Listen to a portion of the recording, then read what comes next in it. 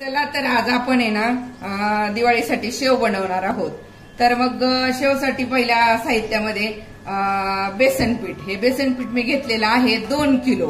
हे हिरा बेसन पीठ आहे आणि ते पण चाळून घ्यायचं। चाळून जर नाही घेतलं तर गाठी होतात आणि मग सोऱ्यावाट पडत नाही। तर मग चला आता ह्या 2 किलो पिठासाठी जे साहित्य लागतं ते साहित्य पाहूया।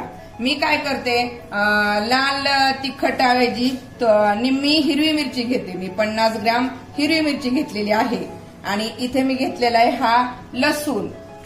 इथे हे घेतलेलं आहे मी ओवा येतो मोठे 3 चमचे घेतलेले आहेत। इथं जिरे पण मी मोठे 3 चमचे घेतलेले आहेत आणि इथं हा जो हिंग आहे तो असा छोट्या चमच्याने 2 चमचे हिंग टाकायचा।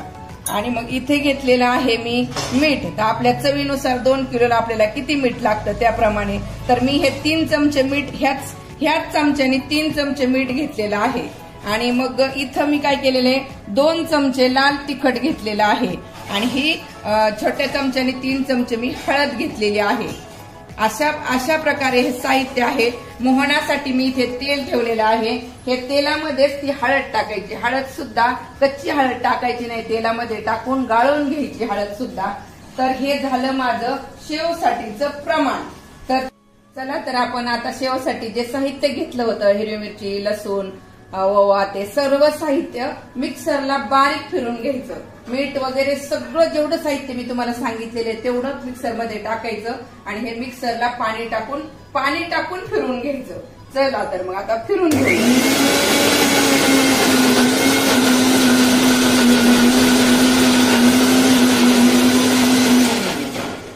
आता हे छान बारीक झालेलं आहे। आता हे काय करायचं आपल्याला, एक पिठाची आपली जी चाळण असते त्या चाळणीमधून हे आपल्याला गाळून घ्यायचं आहे। चला तर मग आता शेवचं पीठ आपण मळायला घेऊया। मी काय केलं होतं, पिठाच्या चाळणीने आपण जे वाटलेलं मिश्रण आहे ते पूर्णपणे मी गाळून घेतलेलं आहे आणि गाळून घेतलेला हा चोथा इथे राहिलेला आहे। ह्या चोथ्याचं सुद्धा आपल्याला तिखट पुऱ्या करता येतात, कडबोळी करता येतात। हे सुद्धा वाळायला लावायचं नाही, याच्यामध्ये थोडं आणखी साहित्य टाकून तिखट पुऱ्या करायच्या। तर चला मग आता सुरुवात करूया शेवचं पीठ भिजवायला। तर मी हे जे एवढं जे घेतलेलं आहे हे गाळून मिश्रण त्याच्यामध्येच अगोदर मळणार आहे। जर लागलं तर हे मी पाणी ठेवलेलं आहे। तर चला आता मी पहिलं मळून दाखवते तुम्हाला हे पीठ। सर्व साहित्य घातलेलं आहे मी याच्यामध्ये आणि खूप घट्ट नाही आणि खूप पातळ पण पीठ भिजवायचं नाही बरं आपल्याला। कारण काय करतात बायका, खूप घट्ट पीठ भिजवतात आणि मग टाकायच्या वेळेला आपण म्हणतो शेव करताना खूप जड जातं।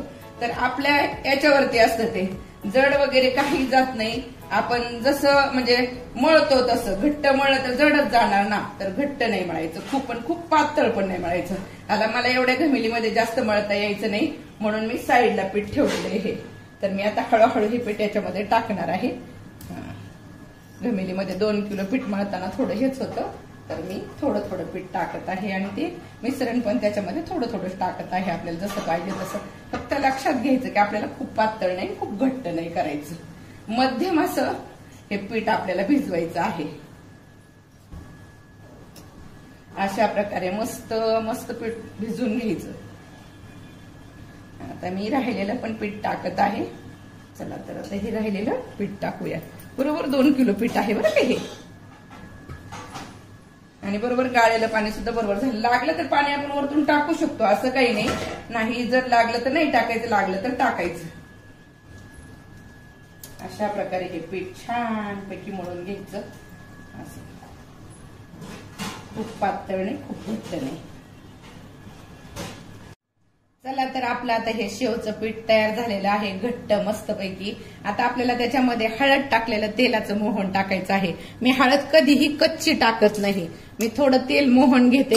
मोहन टाकायच्या वेळेस त्या मोहनामध्ये हे हळद टाकते आणि मग ती हळद गाळून यामध्ये टाकते मिश्रणामध्ये। अशा प्रकारे गाळून मी फक्त त्याचं असं आर्क टाकल्यासारखं ते पण मी गाळूनच टाकते आणि मग मस्तपैकी मळून घ्यायचं। आणि चला तर मग आता आपण काय करूया, गॅस पेटूया। तोपर्यंत आपलं तेल पण तापेल तर मी गॅस पेटवत आहे आणि तोपर्यंत हे पीठ आपलं चांगलं हळद टाकलेलं पीठ चांगलं हलवून घेऊया. तर चला मी आता हे पीठ हलवून घेते.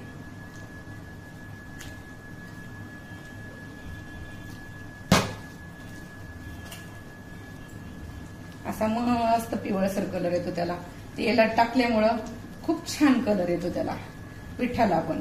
ही सुद्धा एक ट्रिकच आहे. आणि तुम्हाला एक सांगायचं राहिलं माझ्याकडून, तर आपण जेव्हा पीठ मळतो ना त्यामध्ये गव्हाचं एक वाटीभर गव्हाचं पीठ टाकायचं. म्हणजे गव्हाच्या पिठानं थोडा कडकपणा येतो आणि खुसखुशीतपणा सुद्धा येतो. ही माझी एक खूप छान अशी ट्रिक आहे. माझ्या ज्यावेळेस रेसिपी करते ना कुठली ट्रिक माझी नक्कीच असते. लक्षपूर्वक माझ्या ट्रिक ऐकायच्या. तर चला आता हे पीठ मस्तपैकी मळून झालेलं आहे. चला तर आपण आता मी हा सोऱ्या घेतलेल्या सोऱ्याला थोडं तेल लावलेलं आहे आणि मग त्यामध्ये आता हे तयार झालेलं पीठ त्यामध्ये भरायचं आपल्याला. तर चला मग आता हे सोऱ्यामध्ये आपण पीठ भरूया. हात भरत नाही, काही नाही. आपण असं मस्तपैकी सोऱ्या घेऊन त्याच्यामध्ये भरायचं. कारण शेव करताना मी नेहमी किती जरी शेव केली तर मी चमचाच घेते.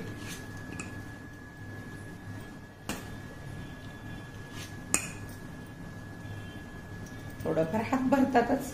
आता तो शेवचा प्रकार असा आहे. चला तर मग आता मी हे सोऱ्यामध्ये भरलेलं आहे. आपण आता डायरेक्टली पिठामध्ये शेव सोडूया. चला छान आहे. चला आता तेल गरम झालेले आहे. वाफ येते म्हणजे तेल छानपैकी गरम झालेलं आहे. चला तर मग आता मी ते गरम तेलामध्ये शेव सोडत आहे.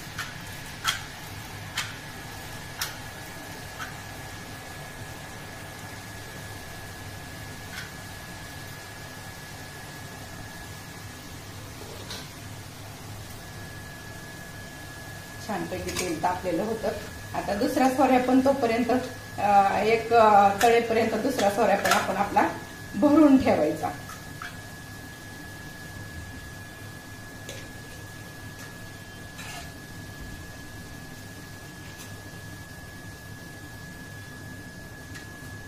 आता हे बुडबुडे येणे बंद झाले की आपल्याला शेवची पलटी करायची आहे. अशा प्रकारे शेवची पलटी करायची. आपण जाड पण टाकू शकतो शेव आणि पातळ पण करू शकतो. आपल्याला वाटत असले हे शेव थोडी जाड आहे तर मग आपण हे करू शकतो. दुसरी एक माझ्याकडे पातळ चाळणी बारीक, तर ती सुद्धा लावू शकतो आपण. मी काही शेव जाड करते, काही शेव मोठी करते असं.